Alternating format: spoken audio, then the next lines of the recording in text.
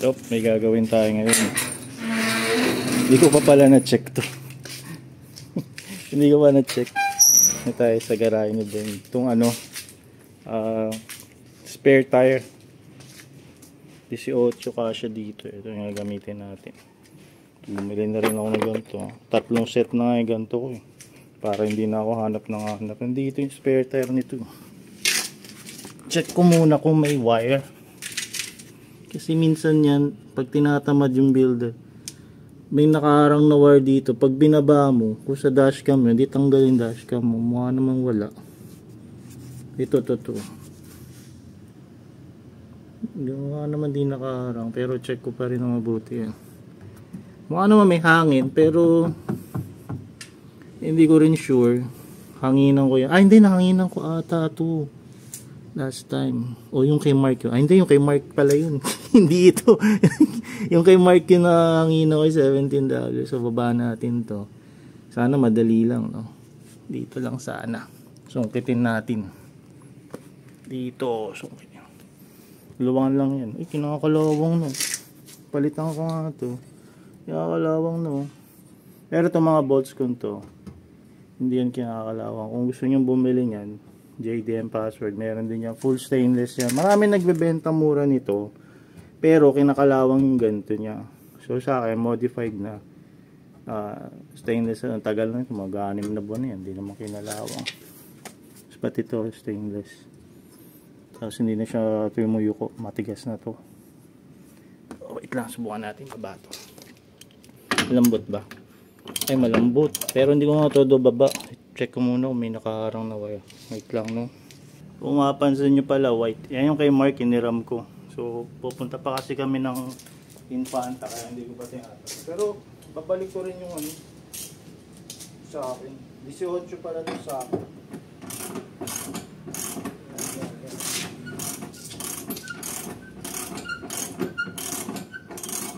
Magagaba.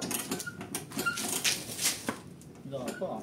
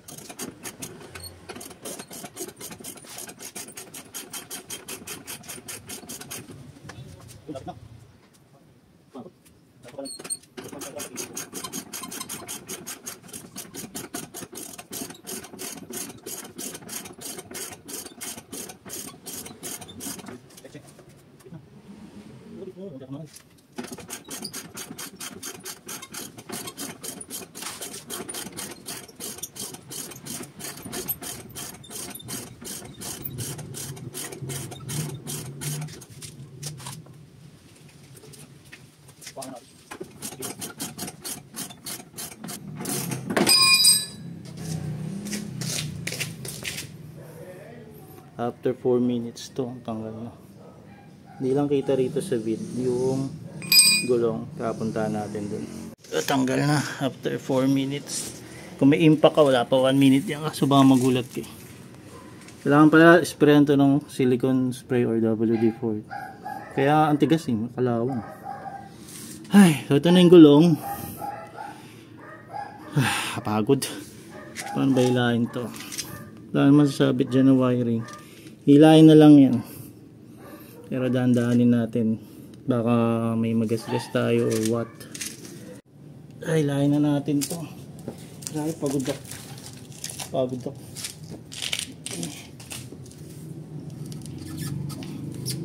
Meron ba ba ito sa gitna? Wala naman.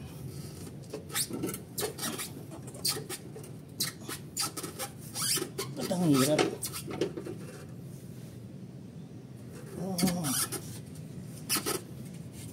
Nakashoot pala sa gitna.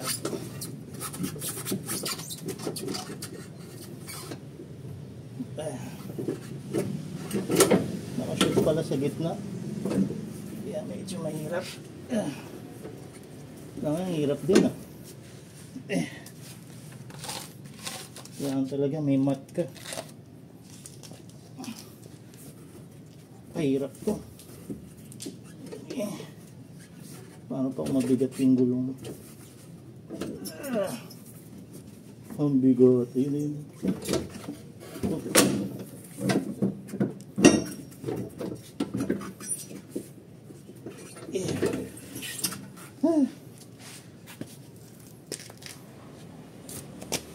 Grabe. Tanggal na siya. Ang bigat. Nakashoot pala dito. Ito. May nakashoot doon na hugutin muna natin. Grabe. Hiningal ako doon Tapos iingatan nyo to na kanina medyo tumama dito sa bumper.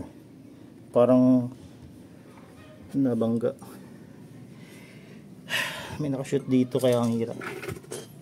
Grabe, hiningal ako. Pakita ko sa inyo.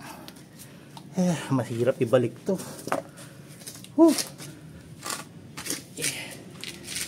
Dito. Ayan no. Yan. Ito nakashoot. Grabe hingal ako. Kaya ang hirap niya tanggalin. Yun lang naman siya swing. Kaya maganda pa rin yung gulong nasa loob. Uy, meron din na pinturahan dito. Ayan no. Ano yung welding ba yan? Pintura, makapal na pintura. Grabe, hingal pa rin ako. Hirap ibalik nito mga chunks. Ang bigat ng gulong, 13 lang yan. Paano kung naka 15 pa kayo? O ito to. Ang bigat itong 14 to. Grabe. Mahirapan tayo yan. Check ko muna yung gulong. Hanginan ko na rin. Ganda ng gulong ko. Yokohama. Yokohama po. 2022 or 21 ginawa, bago-bago pa. Yokohama 80 daw profile nito. Parang konti lang lamang ng 14 yun. Pag tinaas ko pa yan dyan kasi hindi naman nakakabit. Okay naman pala yung gulong, may hangin na, pero hanginan ko pa rin to. Nga lang hirap ibalik niya. Ay, hirap ibalik nito. Promise. Subukan natin ibalik. Okay naman yung gulong, walang mga punit. So kung paano nyo kinuha, ganun ulit yan. Nakaganyan yung harap nya. Kabit natin doon. Usan pa natin yung gulong dito. Shoot daw dyan sa boat. Ay, mahirap bigat kasi nung gulong. Pero 13 lang to.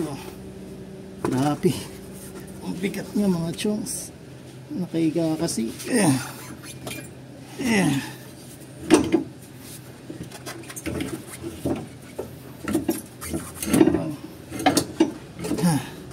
Yan, sumot na ba? Ayan, pag sumot na siya, pwede nyo na yung bitawan. Then kunin natin yung nasaan ba yung bakal na lintik na ito. Ito na yung kailangan. Ang dumi lang. Lahat pala nilinis ko na. Pininturahan ko na to no? Next time. So hindi ako nagkakamali. Kabit muna natin ito dito. Ang ano niya lang, ang sikip kasi hindi ko na-spray ng silicone oil or silicone oil or kaya WD-40. Sabi ni ate, silicone oil. Ayan, pakapitin nyo muna. Tapos tulak natin to kaso aabot kaya. Ay, hindi pa siya abot. Kulang pa. So, ano niya lang yan. Urong-urong nyo. Or hawakan yung ganyan. Tapos kung meron kayong tagahigpit sa taas, ayun o. Under siya.